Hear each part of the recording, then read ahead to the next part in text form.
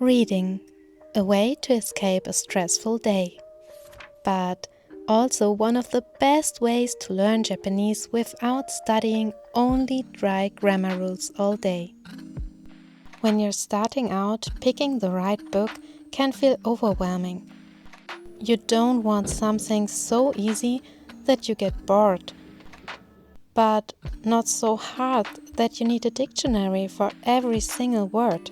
So how do you find the sweet spot? That's where I come in. Let me show you my favorite recommendations. In the end, I also have a little bonus tip for you. Let's start with this treasure right here. I actually picked this one up during my last trip to Japan. You will find 5 small booklet stories inside, each with a lovely Japanese tale.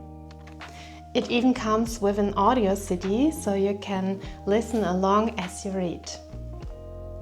Thanks to the furigana and all the illustrations, the stories are super easy to follow. Let me give you an example. あるところに男の人とその奥さんが住んでいました。奥さんはとても綺麗な人でした。男はこの綺麗な奥さんが大好きでした。毎日奥さんの顔を見て、綺麗だな、綺麗だな、と言っていました。男は結婚する前はよく働きました。でも結婚してからは毎日家で奥さんを見ていました。全然働きません。奥さんはとても困りました。This series comes in different difficulty levels. This one here is level 2. On the back, you can see what that actually means in terms of vocabulary and character count. When I go back to Tokyo, I'm definitely going to hunt down levels 3 and 4. Of course, you can also order them online, but the shipping costs can be pretty expensive, so if you're ever going to visit Japan, I highly recommend to grab a set there. In my opinion, Yotsuba is the best beginner-friendly manga. It's hilarious, uses everyday language and includes furigana over the kanji. The good thing about manga in general is that the images are helping a lot to understand the story. Even when you don't know some words, you can guess them out of the context. When I first started reading this one, I was actually a bit overwhelmed. It's designed for intermediate learners, so it's definitely not the very first Japanese book you should pick up. But once you have a solid basic foundation, it's amazing. The stories are divided into short chapters. After each one you get a summary, a vocabulary list, and a quick quiz to check if you actually followed the plot. Plus, the author includes a very useful intro in how to read in a foreign language for maximum fun and without getting frustrated. Another super cool feature is how it handles kanji. When a character appears in a chapter for the first time, it includes furigana. But when it appears again, the furigana is gone. So you're naturally forced to memorize the kanji while reading. Before you dive into full stories, you need a solid foundation. You have to know how to read Hiragana Katakana and maybe some kanji.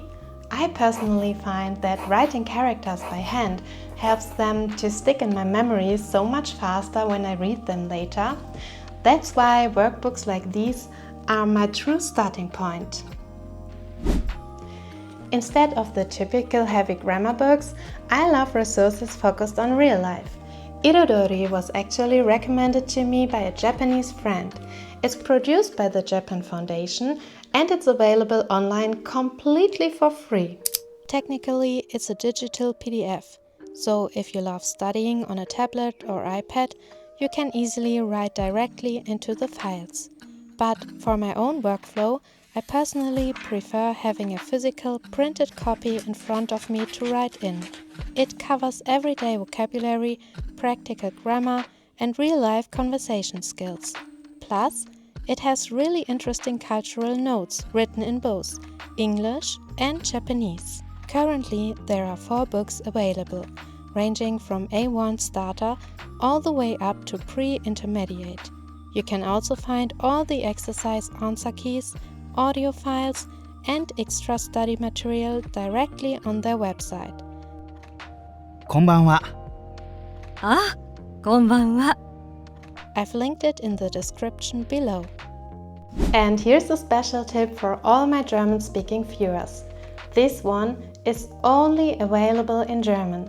What I love about it is how it perfectly combines reading manga with structured learning.